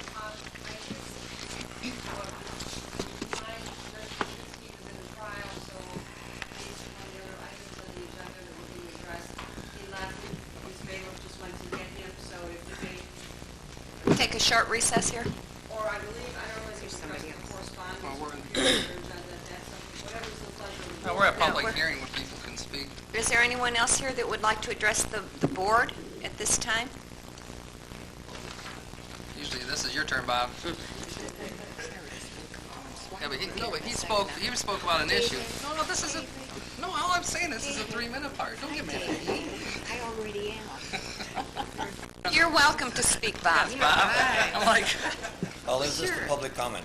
yeah, this Yes. is a public comment period. That's what I was getting at. This is basically, I thought if Ms. Vacy wasn't allowed to speak, and she got to speak, Yeah. that she could come up for her 3 minutes afterwards. Anyhow, President Lincoln said it a long time ago, almost anyone can stand adversity. It is power that brings out the true character in a person. And there are more people in adversity in this county, the way they're living and healthcare costs going up, than there are that are insulated from this. That's what I call the elite, so to speak. They do not feel the pain as I spoke last week. I have the power of one. I am a nobody. I once had the power to control Air Force One. I had the same power to control Joe Nobody during flight. If Joe called, I responded. It was true communication. I had to communicate and respond accordingly, as did Joe. Along with the communications, we were responsible and responsive. Communications should always be a two-way street. If not, what you are doing is broadcasting.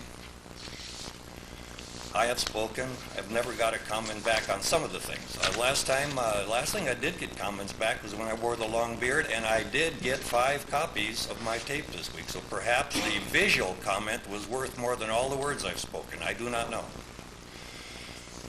We had a shuttle controller who had the sad misfortune of having to make a broadcast knowing he would not get a response. During my career, there were times I knew I would not get a response. I was simply broadcasting. Overdue aircraft, different things that have happened. It is not a good feeling. We spoke now about the responsibility as a citizen regarding the nation. I've had problems here corresponding to my township. My township never answered a letter I wrote. I sent one registered letter. They would not even respond to receiving it. They refused to sign for it. Therefore, I really felt like I was truly nobody, and that's okay. But I was astounded to find out last week that a judge can also be a nobody.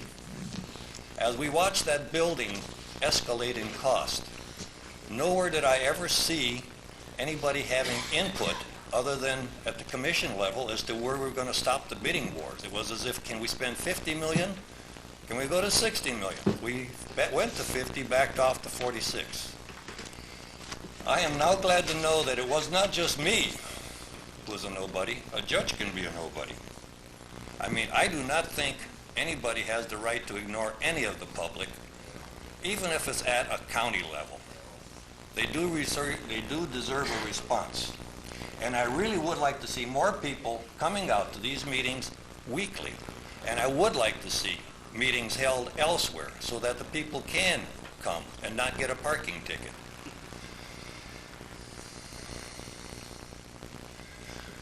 Whenever I received 5 tapes today, I consider that one small step for nobody. 5 tapes. Took a while. If tabled as commissioners, perhaps a person can speak at the end of the meeting. Perhaps a commissioner can take my place. I'm not trying to take your place. Thank you. Bob, just to comment on the scheduling, we call them nighttime meetings. We have 3 townships that replied already and have invited us. Very good. How about high schools? They have more seats, more parking. Well, I think that the board agreed on 4 during the year. 4 out of the building. It's a start. Judge Lilly?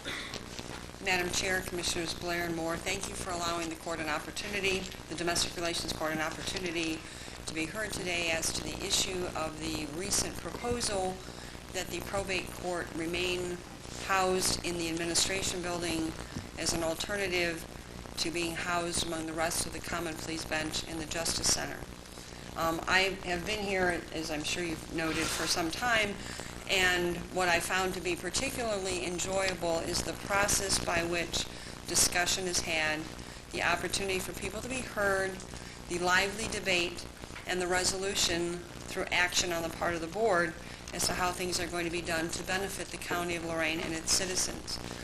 I have been personally involved in the discussions with the Justice Center since 1996, shortly after a year after having taken the bench. As I am personally aware of the rest of the Common Pleas bench having been invited, having had opportunity for discussion, and through a very democratic process, having reached from the user's perspective what would serve the public in Lorain County best in terms of the housing of the Common Pleas bench.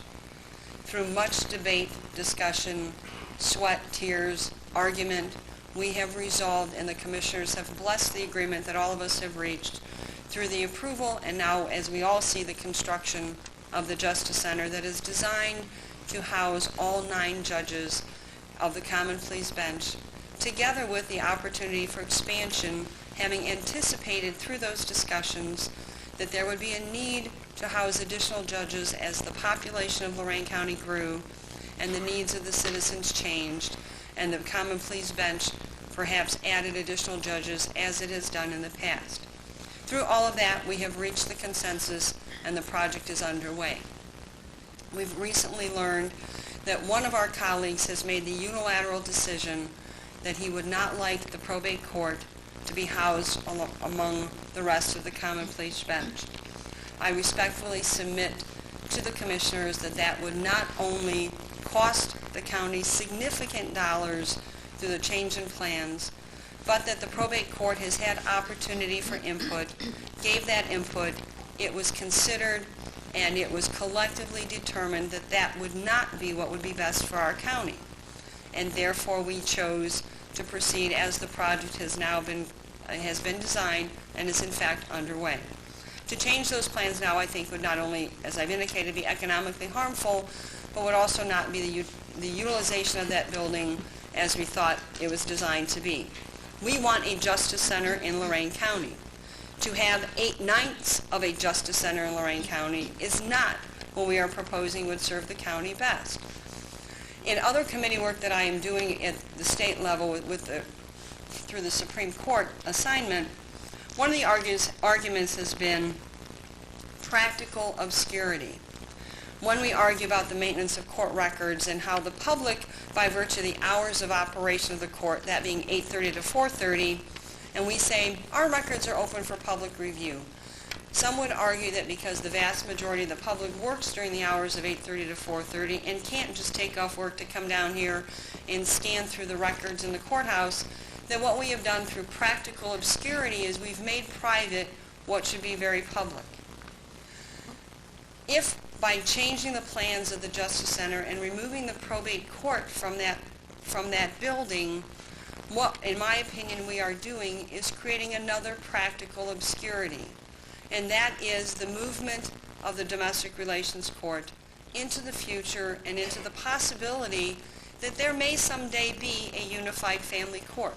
I respect that that issue was presented to the commissioners in the past, and that the commissioners felt that at that time it was not an appropriate move for Lorain County.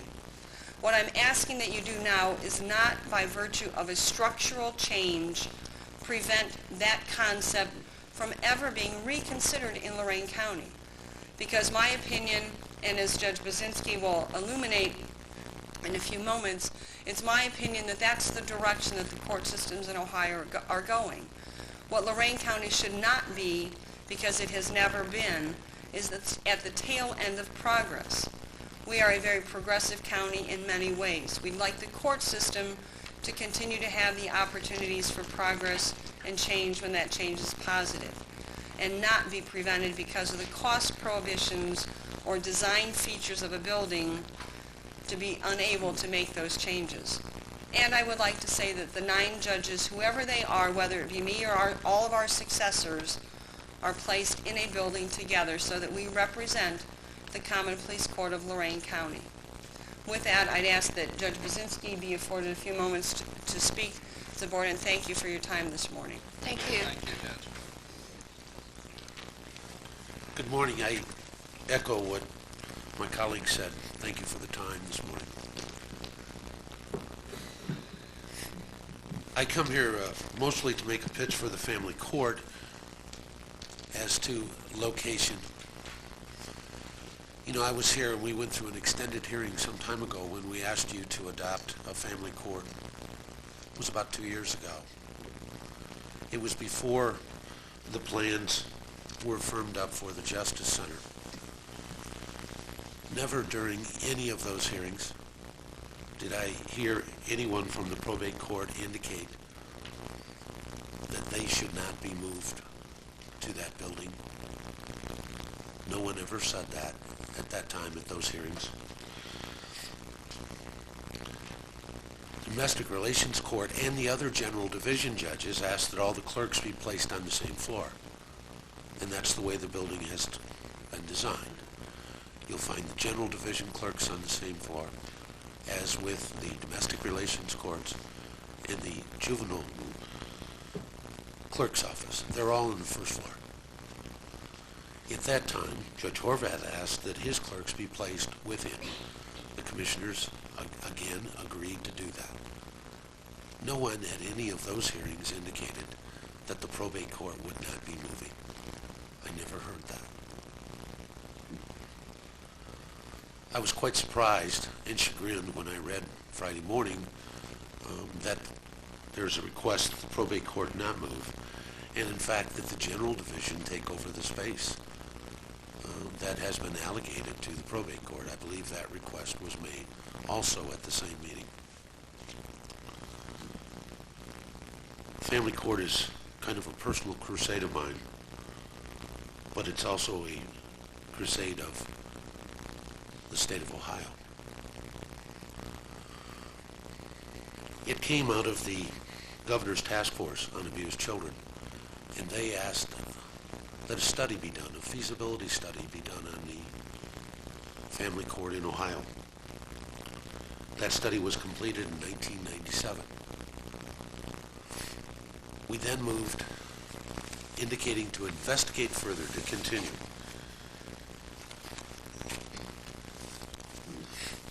That's the final report.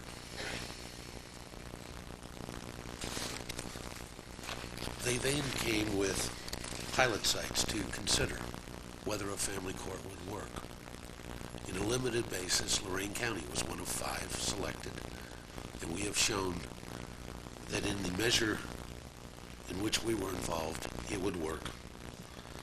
That report was journalized on January 30th. I have it here.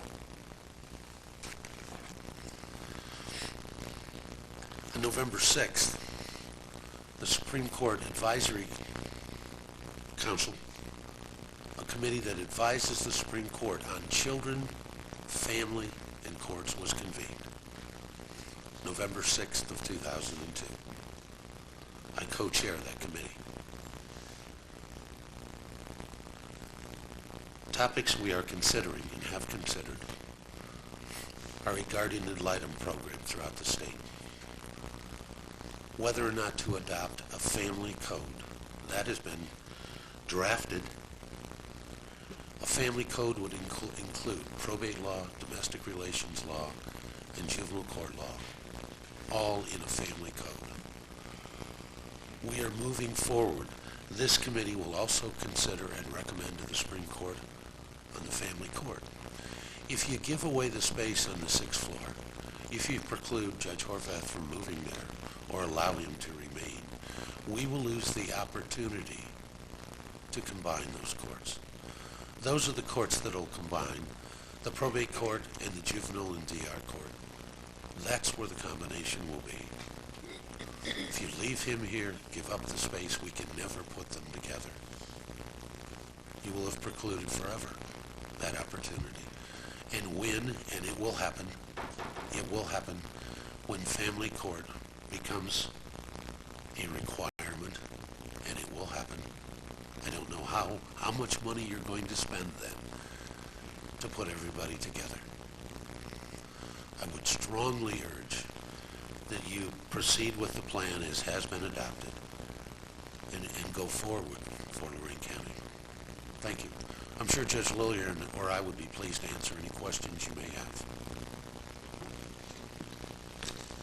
Are there any questions from the board? I have no questions. Thank you for coming. Sure. I certainly Judge appreciate Lillier. hearing from you. This is a tough decision. It's like being put in the middle of the judges.